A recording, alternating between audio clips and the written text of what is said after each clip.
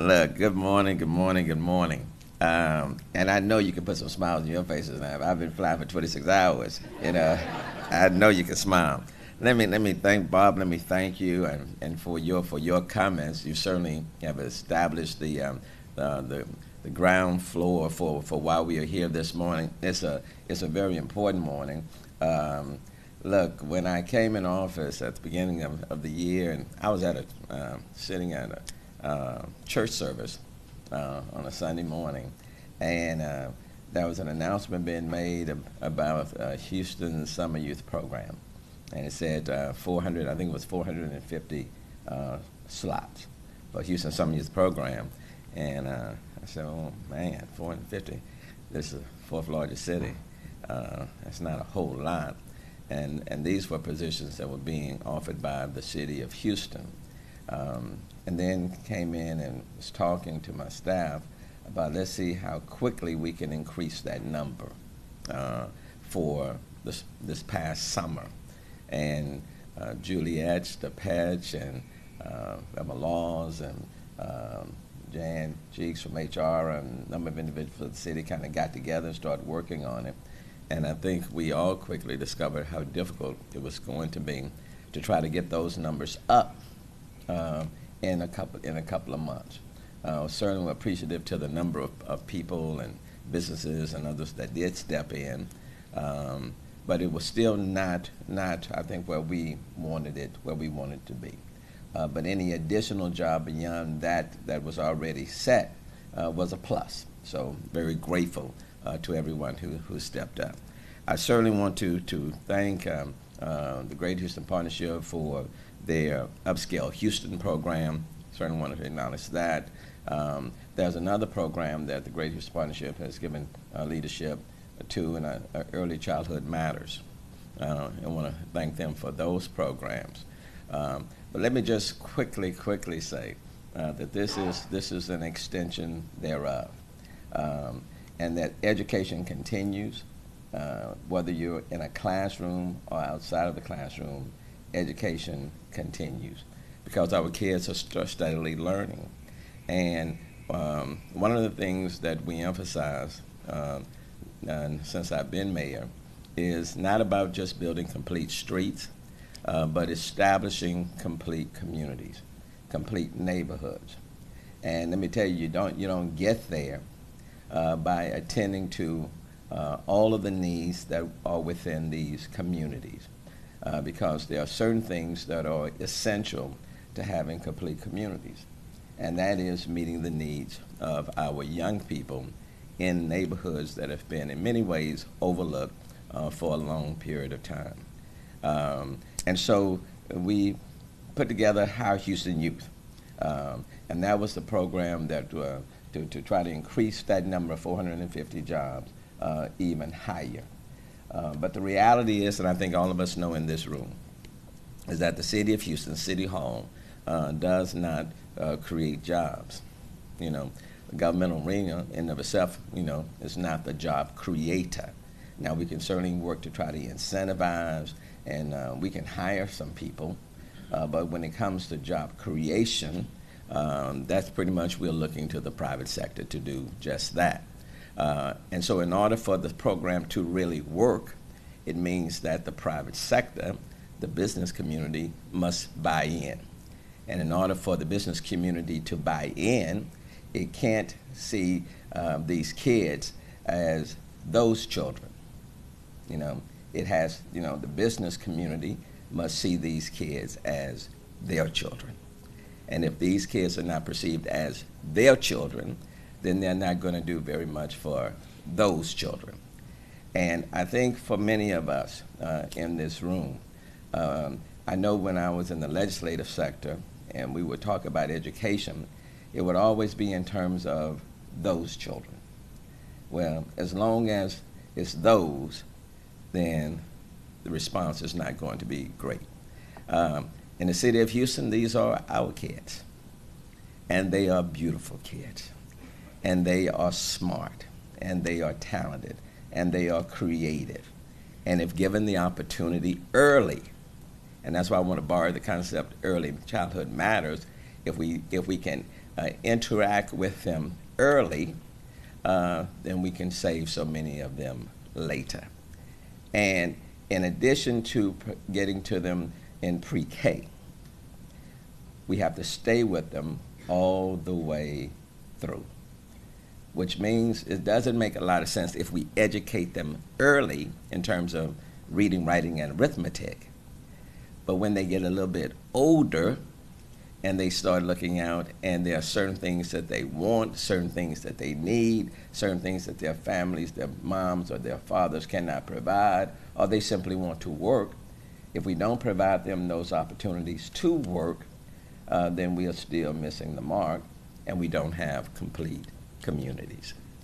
And if we want to get ahead of the social ills that are impacting our country and impacting so many of our cities, then we have to make them employable, and we have to provide them with opportunities. Now, does it mean that we're going to save every kid? No. And does it mean if we provide 100 jobs that every kid is going to appreciate every one of those jobs? No. But for those kids who do want to work, and I would suggest that many do want to work, and if we provide them the opportunities to work, then we are investing not just in them, we're investing in our great city. So we have to hire them, or at least provide opportunities. And that's why we're here this morning. I agree, Bob. You can't do it in 2 months. It's an ongoing effort, okay? Because not only we're trying to provide opportunities for these kids, we also have to educate ourselves on the importance thereof, okay? And I just left a country where the unemployment rate in some areas was as high as 35 to 40%, if not higher. And it creates a tremendous impact on the cities and on our communities. So this is about hiring them. And I certainly recognize the value of them, and I think we all have had summer jobs in this room. We all know the value of having summer jobs. Not all of them are what I call nice ones, I certainly recall my own, and I was an electrical apprentice, Eugene Gully, a small businessman, but hired me for the summer, and I didn't know what an apprentice was. It sounded pretty nice, and so on Monday morning when he came to pick me up, I was nicely dressed, jeans and all. I was nicely dressed. And then I'll never forget when we got to this first house in Acres Home, he handed me this wire and told me to take the wire to the other side of the house. And so when he walked away, I was walking right behind him. So he stopped and he said, "Where are you going?" I said, "Well, you told me to bring it, on the other side of the house." He said, "Yes, but I want you to go underneath the house." And I said, "Underneath?" He said, meet me on the other side." I said, "Yes, sir." So I got the wire and I stooped underneath. In my mind, I said, "He got to be kidding." And so I crawled underneath this house in Acres Home. And let me tell you, you see some everything underneath the house. And I ran into some everything underneath that house. And water doesn't dry up as fast when it's underneath. And by the time I got to the other side, all my clothes were just dirty and messed up. And I handed them the wire. And I said to myself, I am not coming back here tomorrow. Just as soon as this day is over, I'm done. And so I got home, and I was telling my mom, I'm not going back. I don't like that job. So she said, "Well, what job do you have in mind?"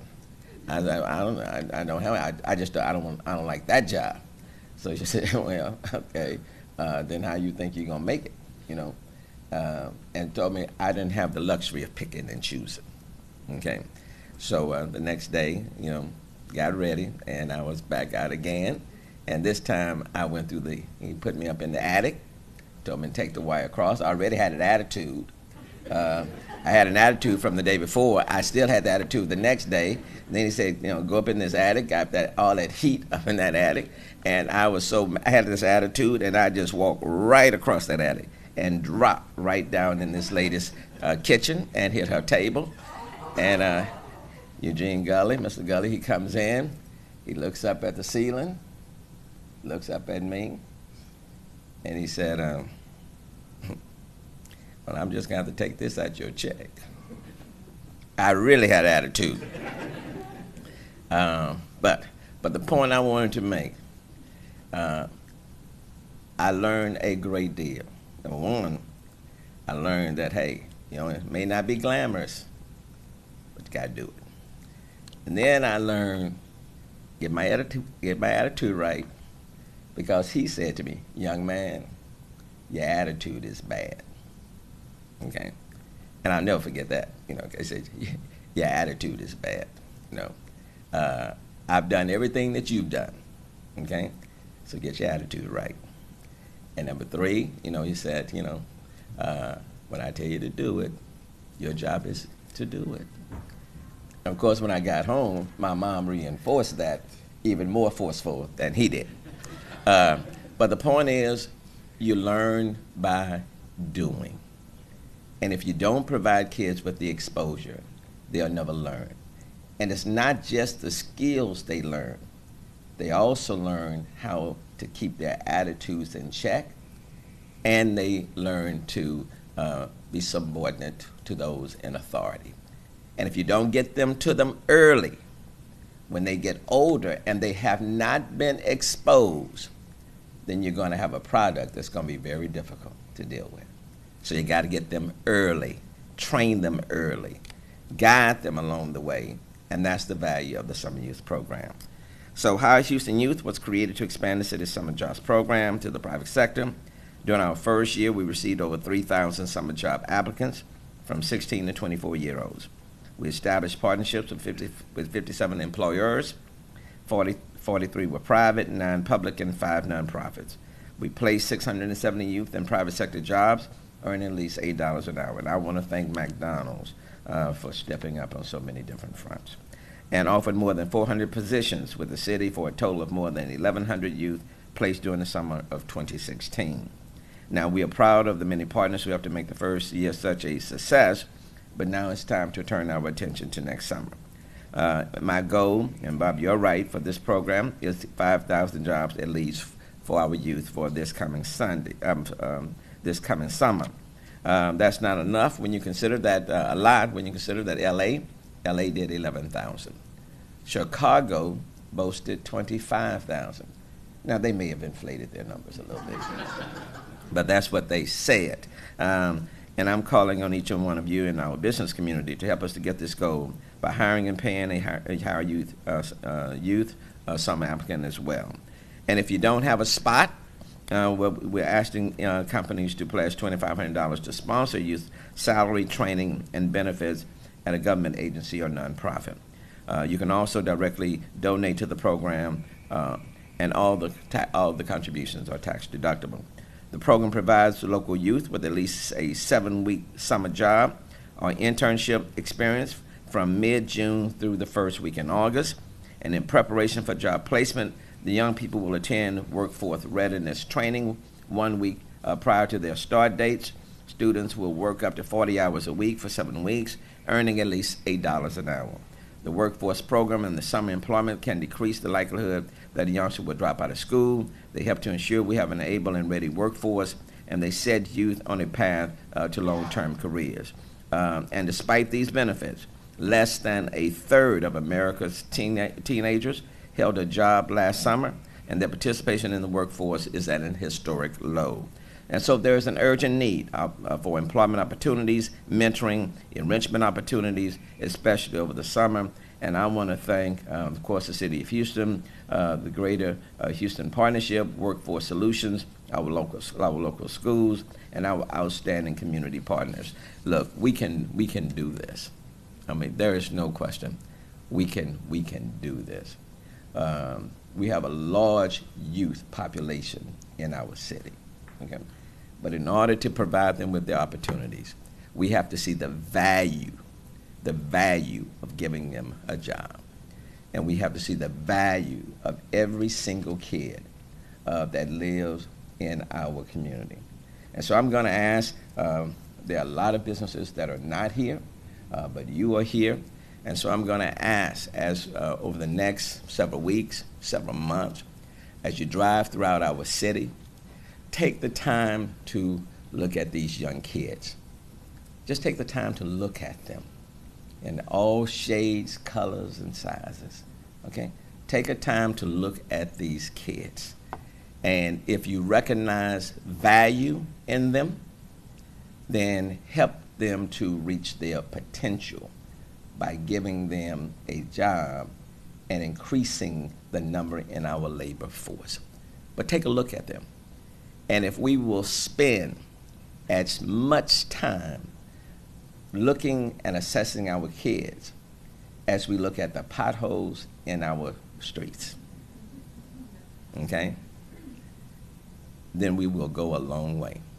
Because as I've said before, you know, I can fix the pothole on our roads, but it doesn't make much of a difference if the streets are smooth, but the young people who are riding or driving on our streets are walking with potholes in their lives. By giving them a job for the summer, we are fixing a pothole in their lives. And only really the business community can help to make that happen. I hope everyone will recognize the value, and I hope we will step up and do it the Houston way and not follow LA and Chicago. Thank you.